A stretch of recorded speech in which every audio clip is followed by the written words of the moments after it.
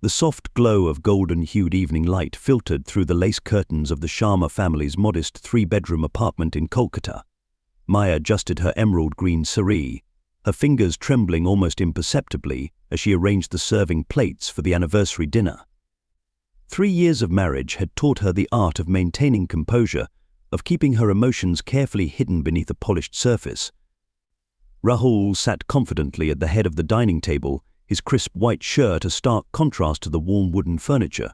His parents' traditional and imposing occupied the seats of honor, while Maya's younger sister Priya watched the scene with a mixture of admiration and unease. "More chai?" Beta Rahul's mother asked, her tone more command than question. Maya nodded, her smile practiced and perfunctory. She knew the choreography of this familial dance too well: anticipate needs, suppress desires, maintain harmony. The apartment walls held a carefully curated narrative of their relationship. Wedding photographs showcased a seemingly perfect couple, Maya's delicate features alongside Rahul's confident smile.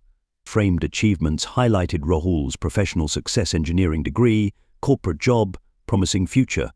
Maya's own aspirations, once vibrant and expansive, had gradually been compressed into the narrow margins of her husband's expectations.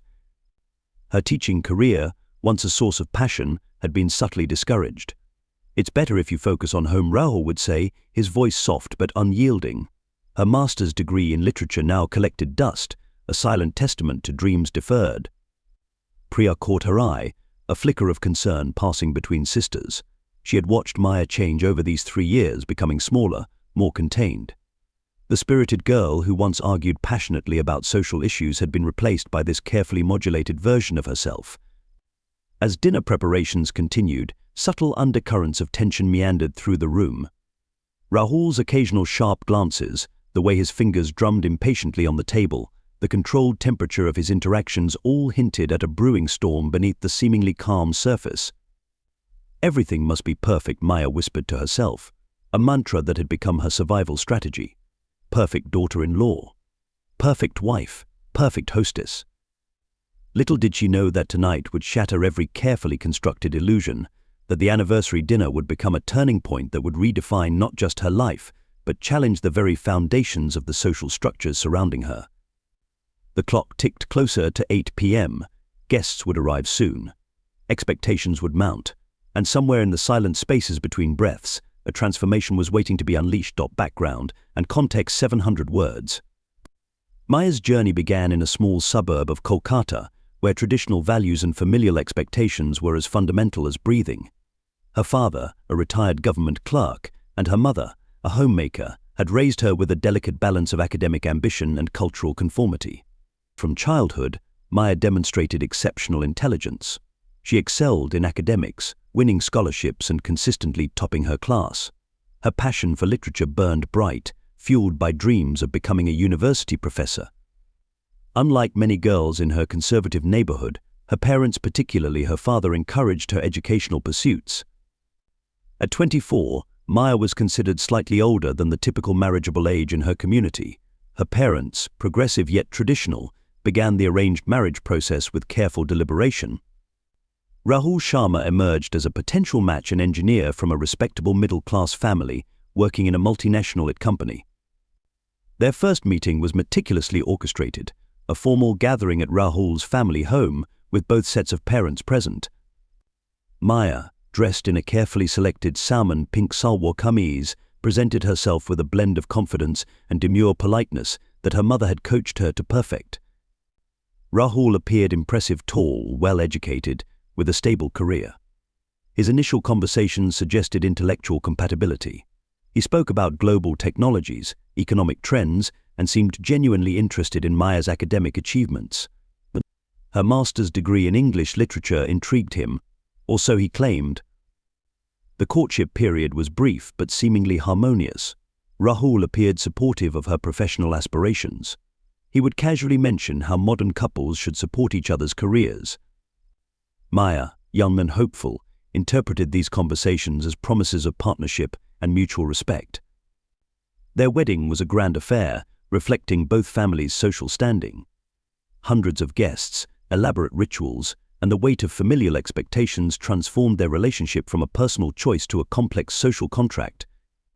The first signs of psychological manipulation emerged subtly. Rahul's support for her career gradually transformed into calculated discouragement. Professional opportunities were questioned, her ambitions labeled as impractical. "Think about our future," he would say, his tone caring yet controlling. Family dynamics played a crucial role in this gradual suppression. Rahul's mother, a quintessential matriarch, believed a wife's primary role was managing the household. Subtle comments, seemingly innocent observations about good wives and proper family management, created an invisible pressure cooker. Maya's teaching job, once a source of pride, became a point of contention. Rahul would make passive-aggressive comments about her work schedule, the potential impact on future family planning, the social perception of working wives. Each comment was delivered with a veneer of concern, making direct confrontation difficult. Emotional manipulation became his most potent weapon. When Maya expressed professional desires, he would withdraw emotionally, creating an environment of silent tension. Compliments became conditional, affection became a tool of control. Her world gradually shrank. Professional networks dissolved. Personal friendships were subtly discouraged. Family gatherings became arenas where her worth was constantly measured against traditional marital expectations. The transformation was incremental. Maya, once a fierce, independent woman, found herself navigating a maze of suppressed desires and compromised dreams. Her vibrant personality was compressed into increasingly narrow boundaries of acceptable behavior. By their third wedding anniversary, Maya had become a shadow of her former self. Dreams of academic excellence had been replaced by an unspoken mandate of domestic perfection. Her spirit, though not broken, was carefully contained, waiting, perhaps unconsciously, for a moment of liberation. Little did she know that this anniversary would become the crucible of her transformation, the moment when suppressed strength would finally find its voice. Anniversary dinner scene, 800 words. The dining room buzzed with anticipation. Extended family members, aunts, uncles, cousins filled the carefully arranged space. Crystal glasses clinked, silver serving dishes gleamed under the warm chandelier light. Maya moved between guests, her movements precise, her smile carefully maintained. Rahul's father, a retired bank manager, dominated conversation. "These young couples today," he proclaimed, always wanting something different. His eyes landed pointedly on Maya, who continued serving dishes with practiced grace. The tension had been building all evening. Subtle comments, pointed glances, unspoken criticisms hanging in the air like invisible smoke.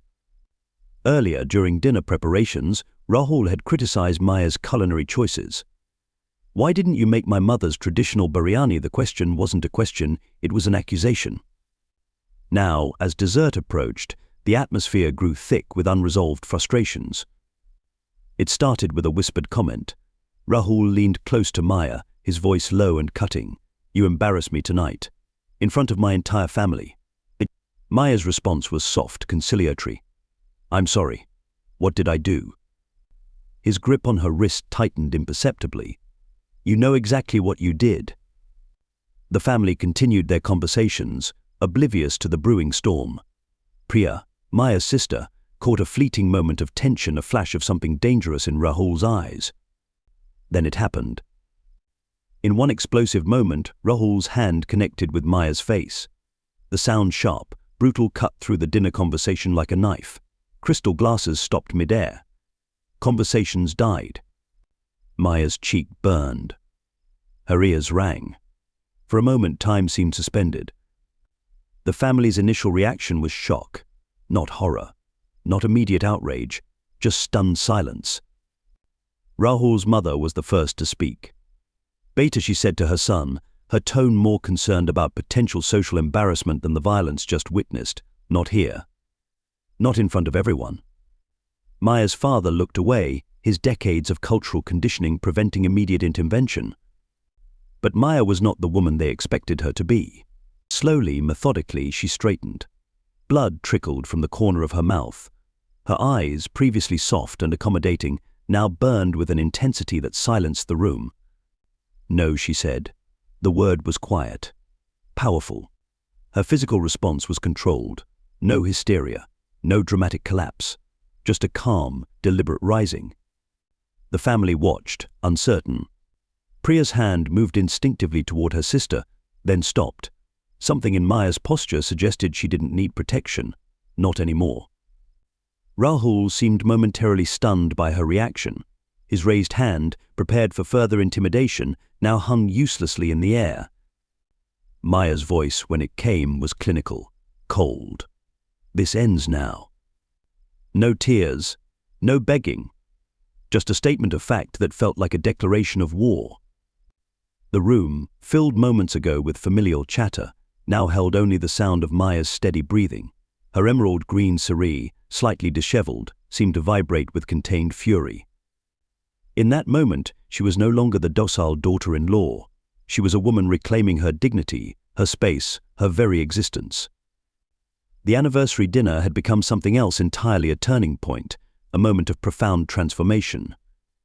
And nobody in that room, not Rahul, not his parents, not her own family, could predict what would happen next. Turning point and confrontation, 1,000 words.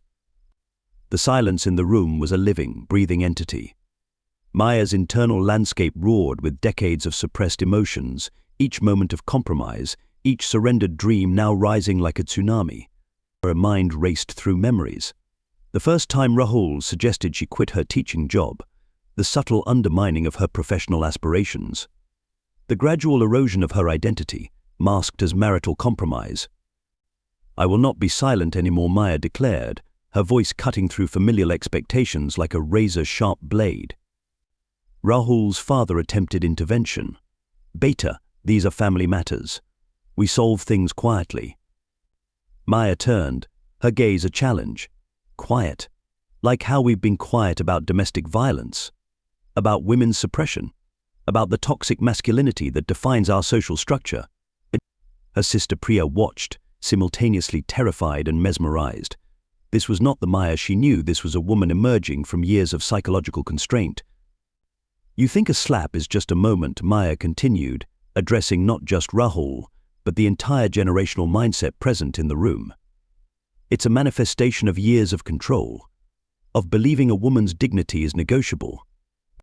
Rahul's attempt to interject was swift. "You're making a scene. This isn't how a proper wife behaves." Maya's laughter was unexpected, sharp, cutting. "A proper wife? Define that for me.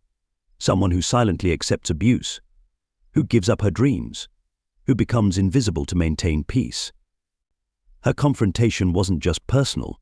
It was a systematic dismantling of generational patriarchal structures. Each word was a calculated blow against normalized oppression. "I married you believing in partnership," she told Rahul. "Not ownership, not control." The family dynamics shifted. Invisible power structures trembled. Maya was no longer performing the role assigned to her. She was rewriting the script. Her revelations were strategic. Personal experiences transformed into broader social critique. She spoke about her suppressed academic dreams, about the psychological manipulation that had become her daily reality. "Every time you suggested my career was secondary, you weren't protecting me. You were limiting me," she said to Rahul. "Every passive-aggressive comment about my ambitions was a form of violence." Priya moved closer, sensing a seismic shift in their family's narrative. Maya's confrontation wasn't just about this moment. It was about every moment that had led here, every compromise, every silenced protest. "I am not asking for permission anymore," she declared. "I am stating my existence." Rahul's mother tried traditional tactics. "Think about log kia kaheng, what will people say?" Maya's response was immediate. "Log bahut kuch kaheng. Likin main apni kahani karni kud yikungi, people will say many things, but I will write my own story." The room temperature seemed to drop. Generations of unspoken rules were being dismantled. Maya wasn't just challenging her husband. She was challenging an entire societal construct. Her father, traditionally silent, found himself witnessing his daughter's transformation. Years of watching her navigate patriarchal expectations were culminating in this moment. "I know the script," Maya continued. "Compromise. Adjust. Stay quiet. But my silence ends today." Legal implications hung in the air. Societal judgments waited in the wings. But Maya had crossed a point of no return. "This marriage," she said coldly to Rahul, "is over." 3 words, decades of suppression shattered. The family's shock was palpable. not just at her declaration, but at the unexpected strength emerging from someone they had systematically marginalized. Maya's confrontation was a masterclass in reclaiming personal power. No drama, no hysterics, just calm, calculated resistance. As she spoke, something fundamental changed, not just in her, but in everyone witnessing this moment. The anniversary dinner had become a revolution, served on fine china, witnessed by generations. And Maya? She was no longer asking to be seen. She was demanding to be recognized. Aftermath and personal transformation, 1,500 words. The days following the anniversary dinner were a whirlwind of legal consultations, emotional revelations, and strategic planning. Maya transformed her pain into purposeful action. Her first step was securing legal protection. With the help of a women's rights lawyer, she filed a formal complaint documenting the physical abuse. The legal process became her first act of reclamation, proving that her experience was valid, her trauma real. Priya emerged as her strongest ally. She helped Maya find a small apartment, separate from the family home. Each cardboard box packed was a symbolic act of liberation. Personal belongings became metaphors of independence, books reclaiming their space, professional certificates emerging from dusty drawers. Financial independence became Maya's immediate priority. She reconnected with her academic network, reaching out to former colleagues and university contacts. Her master's degree, once considered a decorative achievement, now became her weapon of empowerment. Within weeks, she secured a part-time teaching position at a progressive private college. The first paycheck felt like more than money, it was validation. Proof of her capabilities, untethered from marital expectations. Therapy played a crucial role in her healing. A feminist counselor helped Maya deconstruct years of psychological manipulation. Sessions weren't just about healing trauma, they were about understanding systemic oppression, recognizing subtle forms of control. Support groups became her sanctuary. Connecting with women who had similar experiences transformed individual pain into collective strength. These weren't just support meetings, they were revolutionary spaces where personal stories became political statements. Maya began documenting her experiences. What started as personal journaling evolved into a powerful blog. Her writing became a platform for discussing domestic violence, challenging societal norms, challenging patriarchal structures. Her parents' reaction evolved. Initial shock transformed into reluctant support.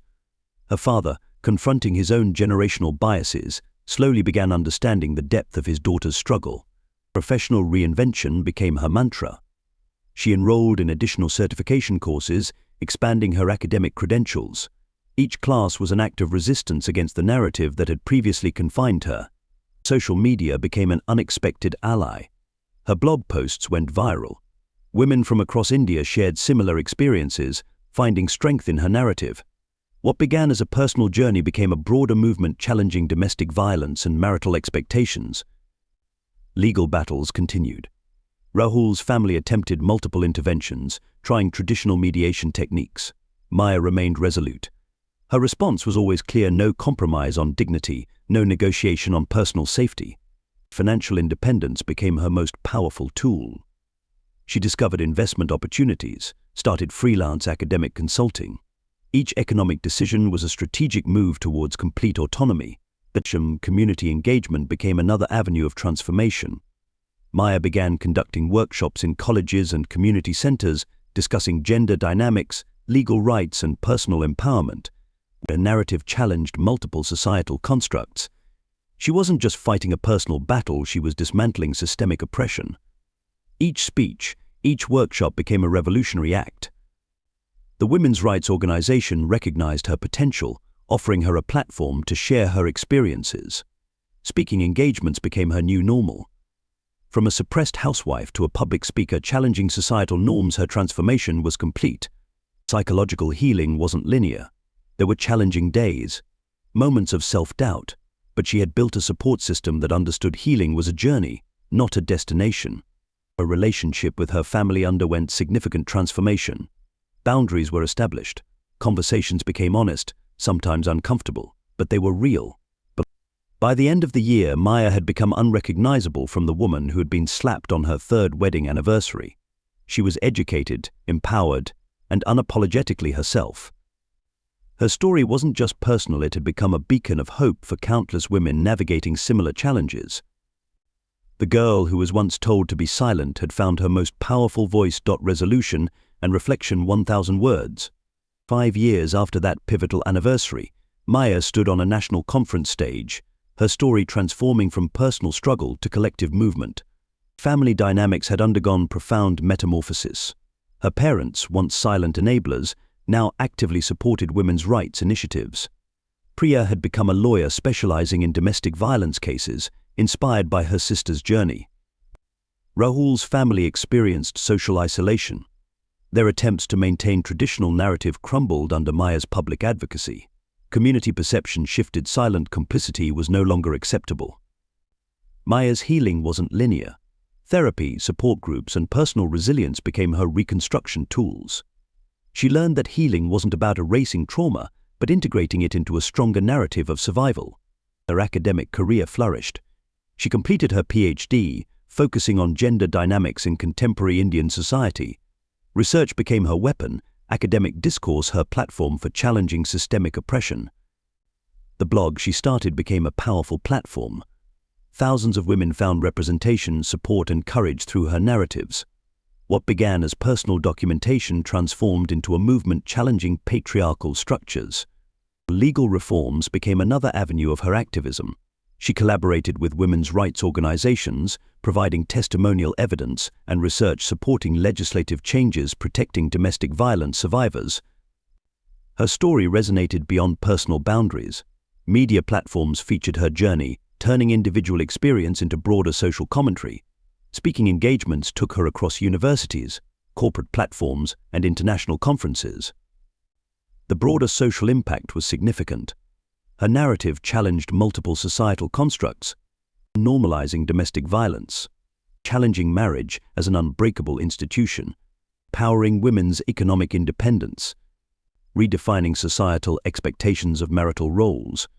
Economic independence emerged as her most powerful tool of transformation. She established a consultancy supporting women's professional development, creating structured programs helping survivors rebuild professional identities. Psychological healing remained an ongoing journey. Maya was transparent about the complexity of recovery, challenging romanticized narratives of instant transformation. Her parents' evolution was remarkable. Her father, who once remained silent, now actively supported women's rights initiatives. Family gatherings became platforms for discussing gender equality, challenging generational biases.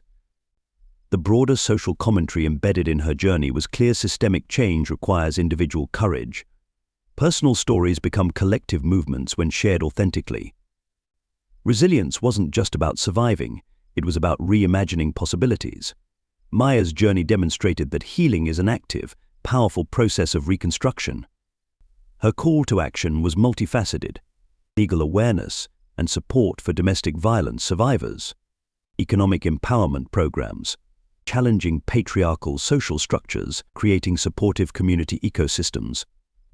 Media recognition followed. Documentaries, interviews, academic papers. Her journey became a case study of individual resilience challenging systemic oppression. The anniversary that was once a moment of profound trauma had transformed into an annual celebration of personal sovereignty. Each year, she conducted workshops commemorating her journey, supporting other survivors. Her message remained consistent: survival is not just about enduring, it's about thriving, reimagining, and reconstructing. As she concluded her conference speech, the auditorium erupted in applause. Not just for her story, but for the collective hope her journey represented.